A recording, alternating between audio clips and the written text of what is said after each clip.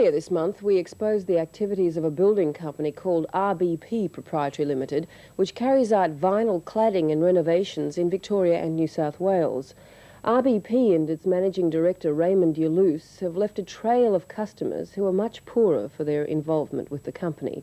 Some found themselves committed to finance company contracts they knew nothing about, paying interest rates of 29%. Mr. Yallouz and RBP are now facing more than 90 charges under Victoria's fair trading and consumer protection laws. But as Martin King discovered, it's not just clients who've been given a rough deal. And Arthur, you're part of a team of highly experienced tradesmen that are on staff with RBP?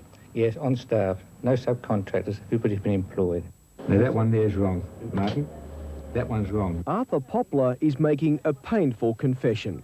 He told lies for his boss, Raymond Yallouz. There's no tradesman at all.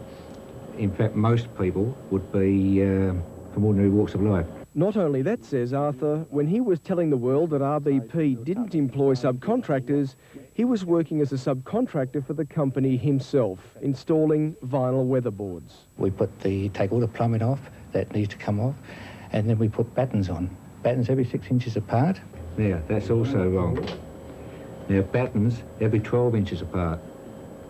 Not every 6 inches? No, never on 6 inches. Never. Well, why did you say that? Because I was told to say it by Raymond.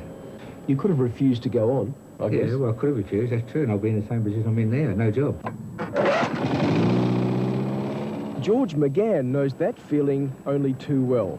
He and a friend, Alex Galea, agreed to pay RBP $50,000 for the right to work for the company as cladders.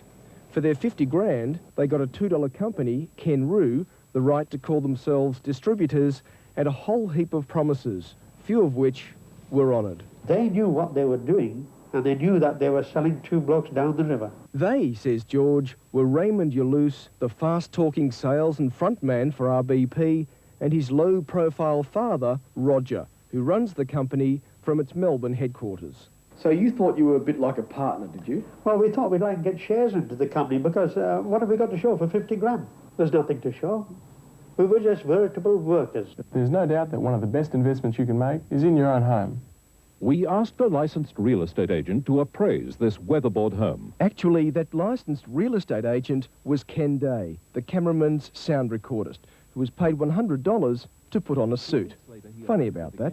His verdict, the work done by RBP added twice what it cost to the value of the house. Protect your biggest investment. Don't like the man at all.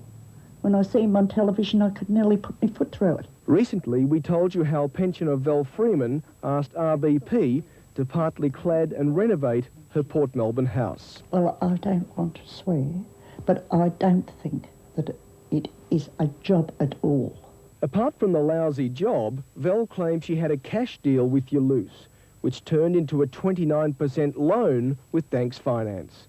Even worse, she claims the poor workmanship caused her 82-year-old husband, Bill, to injure himself several times and end up in a nursing home. Mad? Angry? Then there's Deborah Sedley. She says her deal with Yallouz ballooned from a 19% personal loan with the National Bank to 29% also with Danks Finance.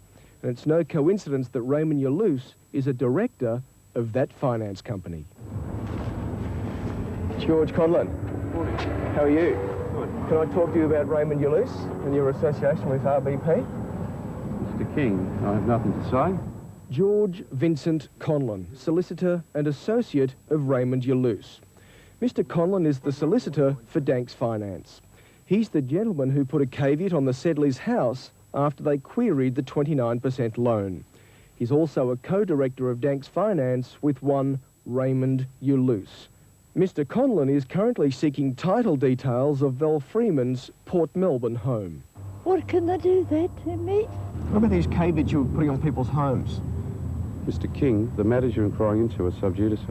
Well, that's not what George Conlon was saying last week. We had a full and very frank discussion off camera about his association with the Yallouz family. Among other things, he said that RBP owed Danks Finance more than $325,000. He also said that 12 months ago, he tried to force Raymond Yallouz to resign his directorship with Danks Finance without success. Raymond, can we talk to you, please? We had the same success in our attempt to talk to the 25-year-old managing director.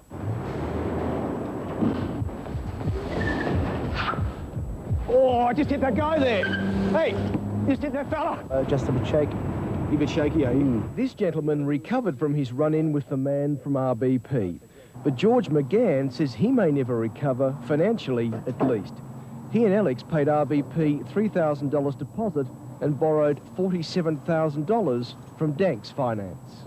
The verbal agreement was that Roger said you'd only pay 17%, more or less the same as a bank. After a week's training, Alex and George were unleashed on the public. A couple of occasions we've been around where the people have turned around and told us, oh, you'll have about 10 years experience. What do you mean, 10 years experience? Oh, well, Raymond's come to us and said all our carpenters working for us have a minimum of 10 years experience. Which brings us back to Arthur Poplar and his coach, Raymond Yallouz. It seems Arthur wasn't the only one who told fibs. Is there any sort of certification that... Well, yes, most of the carpenters which we do have are professional tradesmen who are they can frame. That's all. It's just that. No? No, definitely not, no. So when I've been with them for 3 years, and before I came to RBP, I was doing selling. Selling what? Oh, selling curtains. Alex's qualifications as a carpenter, he was a window cleaner. George, he was an office cleaner. And he says both of them have been taken to the cleaners by RBP. That 17% loan mysteriously became 29%. The finance company, Danks Finance. It violated to me every ethic of good, clear, honest business. Also, George says the financial riches they were promised never eventuated. So early this year, they stopped work and payment.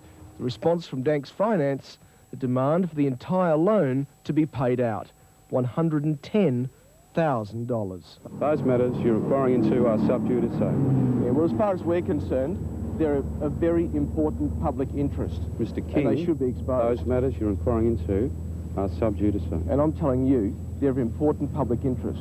People King. out there are hurting and they're being ripped off. Mr. King, the matters you're inquiring into are sub judice. Mr. Conlon slapped caveats on George's home and Alex's home. Can you pay it? No, no way. Have you got the money? No.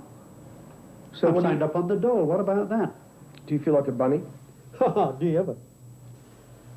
Well, there's a bug born every minute, they say.